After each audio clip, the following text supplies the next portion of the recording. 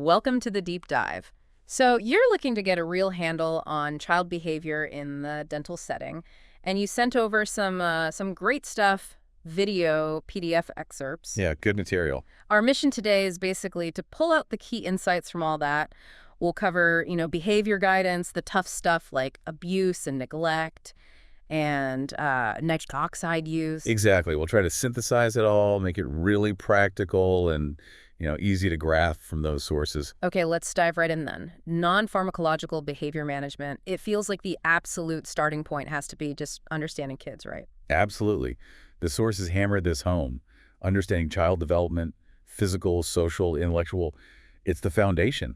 You can't tailor care without knowing what's developmentally appropriate. And they specifically mention that 2 to 5-year-old range, their psychosocial traits, their skills.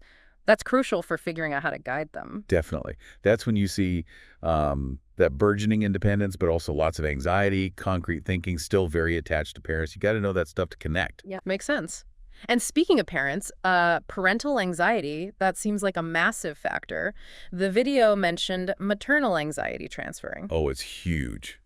Kids are like little sponges for their parents' emotions, especially mom's anxiety, according to the video. If the parent is tense, the kid picks right up on it. It's like an emotional chain reaction. So a key insight there is maybe deal with the parent's anxiety first. Yeah, or at least acknowledge and manage it. Sometimes just calming the parent down a bit makes a world of difference for the child's cooperation. They take cues. Right. And then there's past medical experiences. Good ones help, bad ones obviously make things harder. Precisely.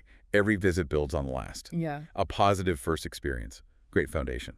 A negative one, you're already starting behind, needing more careful handling. The video even suggested like having a kid tag along to a parent's appointment just to see it's okay. Yeah, as a gentle introduction. Let them see the environment, maybe touch a glove, see the mirror. Builds positive association without pressure.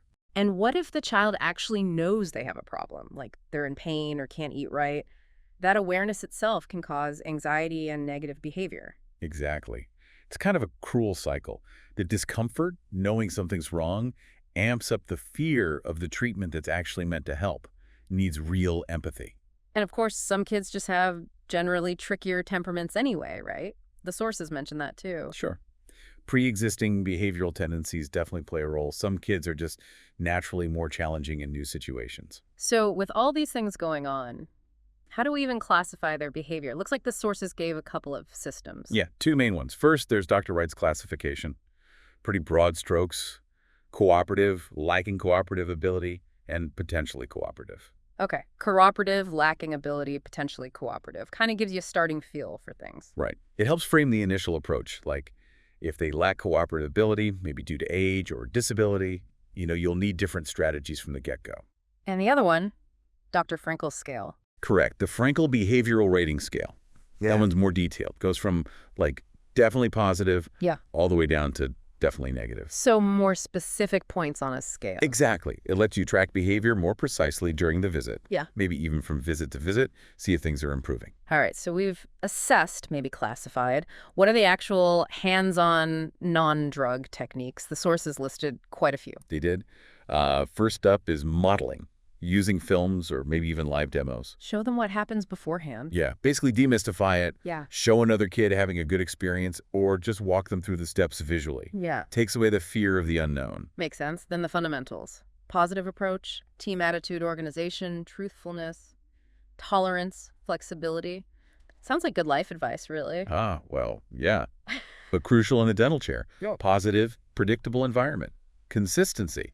Kids thrive on that, and truthfulness is huge for trust. Can't promise something won't feel weird if it might, right? Yeah, exactly. Build that trust and flexibility because, every kid's different. What works for one might bomb with the next. Communication was another big one. Yeah. Establishing it, clarity, voice control, even multi-sensory communication. What's that look like? It means using more than just words. Showing the instruments, maybe letting them feel the water spray on their finger, using pictures, engaging multiple senses, helps them process, especially younger kids. Okay. And behavior shaping. That includes the tell, show, do method, right? That seems really practical. Oh, it's fundamental. Tell, show, do. First, you tell them simply what you'll do. We're going to count your teeth with this little mirror. Then you show them. Show the mirror, maybe tap their fingernail with it, let them see it. Right. Then you do it. Gently perform the action. It's that gradual intro, reduces anxiety, gives them a sense of, okay, I know what's coming. The video showed explaining the mirror, letting them see it. Got it. Scheduling 2 morning appointments are better and keep them short. Generally, yeah. Kids are usually fresher in the morning, They're tired. less cranky. And definitely keep appointment length appropriate for their age. Don't push their attention span too far. Now, parent-child separation. That sounds tricky. The sources mention different views. It is tricky. No single right answer.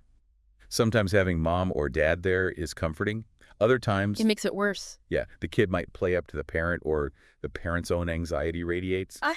So sometimes separating them works better for focus. It really depends on the specific child and parent dynamic. You have to judge it case by case. Okay. And finally, tangible reinforcement, like small gifts, but not bribes. What's the difference? Key difference is timing and intent. A reward comes after good behavior. You did great sitting still, here's a sticker. It reinforces that positive action. Uh-huh. A bribe is offered beforehand to coerce behavior. If you sit still, I'll give you a toy. Rewards are earned. Bribes are. Well, bribes. And the video rightly said, don't give the reward if they weren't cooperative. It confuses the message. Okay, that covers the non-pharmacological side really well. Let's shift gears now to a much heavier topic. Child abuse and neglect.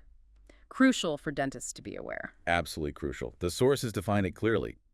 Threatening or harmful experiences from acts of commission, doing something harmful or omission, failing to provide necessary care by caregivers. Right, both doing harm and failing to protect. And the categories were?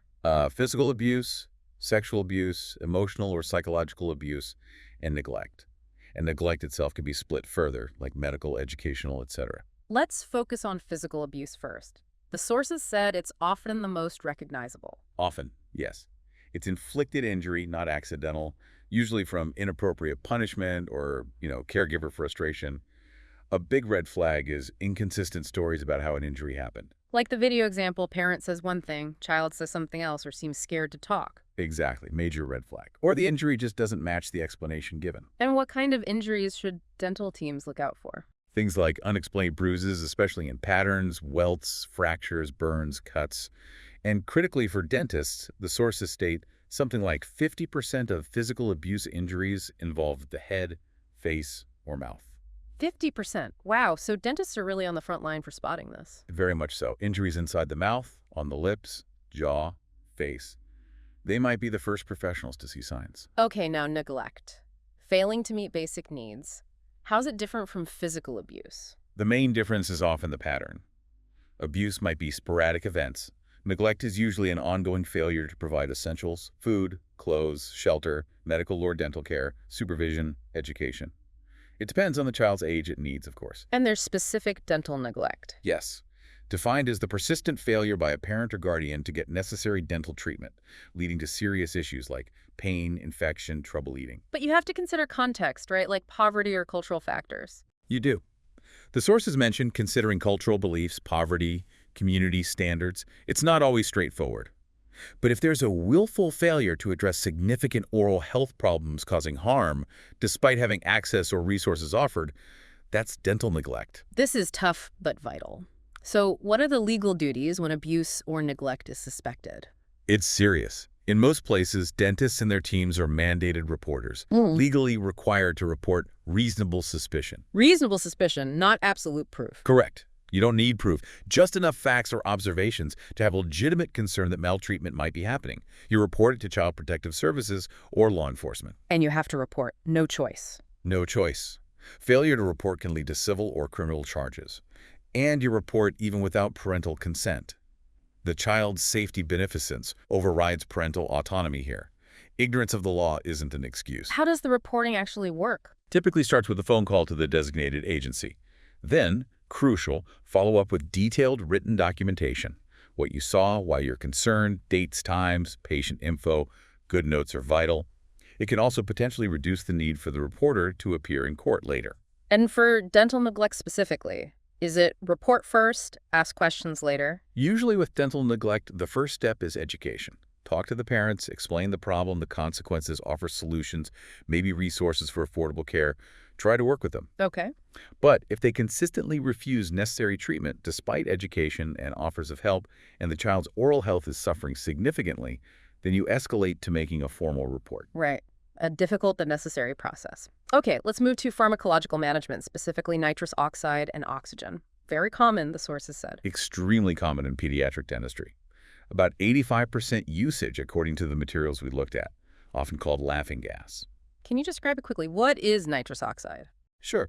It's a colorless gas, slightly sweet smell, inert, stored as a liquid under pressure in cylinders. Liquid, but it comes out as gas. Yeah, when you release the valve, the liquid vaporizes. That process actually draws heat, so the cylinder can get cold. Also important. It's not flammable itself, but it supports combustion, so you need to be careful around potential ignition sources. Got it. And the video mentions something specific about the pressure gauges being different for oxygen and nitrous tanks. Yes, very important practical point. An oxygen tank gauge shows you how much gas is left.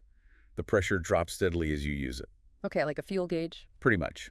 But a nitrous tank, because it's mostly liquid, the pressure gauge stays high around 750 psi was the example, until almost all the liquid is gone. Then it drops suddenly. Ah, so a high reading doesn't mean it's full, just that there's still liquid left. Exactly. You can't rely on the gauge to know how much actual nitrous is left until it's nearly empty. Big difference. Good tip. Why would a dentist choose to use nitrous?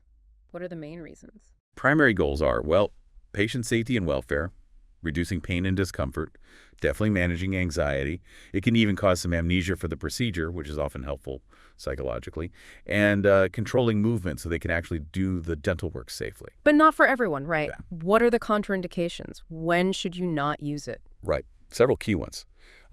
Kids with severe behavioral issues or certain emotional illnesses where they just can't cooperate with the mask. Yeah. If they're totally uncooperative or specifically afraid of the gas. Claustrophobia from the nasal hood. Physical issues, too. Yeah, facial deformities preventing a good mask seal.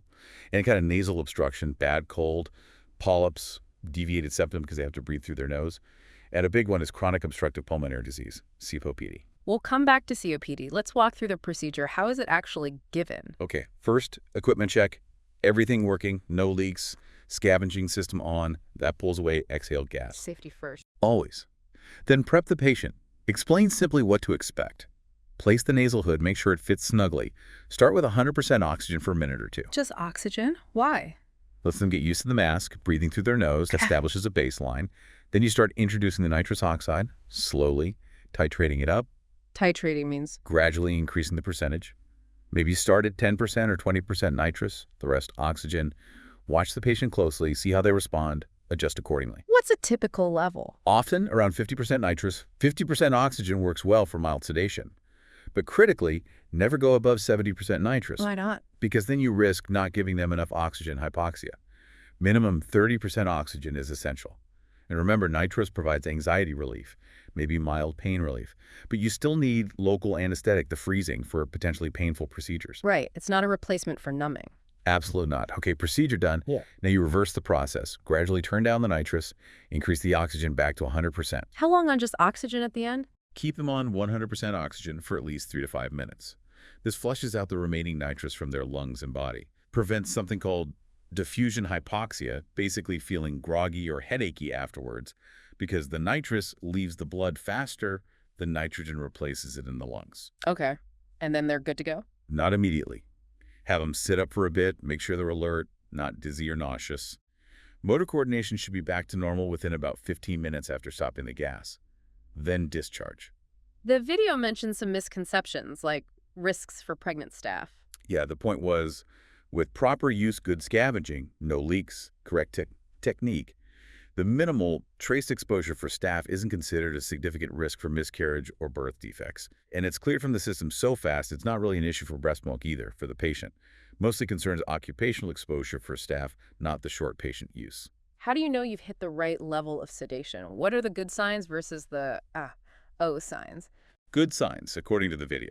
Patient feels tingling, warmth, maybe vibration, numbness in hands or feet. They look relaxed, cooperative. Vital signs are stable. And the warning signs? When to back off the nitrous. Alarming signs. Falling asleep, should be awake. Excessive sweating, weird laughing or crying, feeling nauseous, that's pretty common if the level's too high, or getting agitated, restless, increased heart rate. If you see those, turn off the nitrous immediately, increase the oxygen. Got it. Now, back to COPD. Why is that such a specific contraindication? Okay, two main reasons based on the video. One, people with COPD already have trouble getting enough oxygen due to lung damage. Nitrous displaces oxygen in the lungs. Giving it to them can push their oxygen levels dangerously low hypoxia. Makes sense. What's the second reason? It's about their drive to breathe. Healthy people breathe mainly because QOL levels get high. But some COPD patients adapt to high HAEROs and rely on low oxygen levels as their trigger to breathe. It's called hypoxic drive. Ah, so giving them more oxygen or displacing oxygen with nitrous could actually slow down their breathing. Exactly. It could suppress their respiratory drive. Plus, that final 100% oxygen flush post-procedure might even be poorly tolerated by some severe COPD patients. So generally it's considered too risky. Wow, okay. That's a really clear explanation. This has been incredibly thorough, a real deep dive. We've gone from child development basics for behavior Through non-drug techniques like Tell-Show-Do, to the really serious duties around suspected abuse and neglect. and finishing with the practicalities and safety of nitrous oxide. Yeah, the big takeaways seem to be know the child developmentally, use tailored communication, always prioritize safety, fulfill that mandatory reporting duty. And understand your tools, like Right. nitrous, inside and out indications, contraindications, proper procedure. It's all connected to providing safe, effective, and compassionate care. So, for our listener, as you process all this, maybe think about how interconnected it all is, the child's emotions, their history, their physical reactions in the dental chair. It really pushes for that holistic, empathetic view. And maybe even consider, how could understanding these principles of managing anxiety, building trust, communicating clearly, how could that apply beyond dentistry? Just in interacting with kids generally. Yeah. Something to chew on. That's a great final thought. That empathy, that tailored communication, Yeah. it translates far beyond the dental office, for Yeah. sure. Really important skills.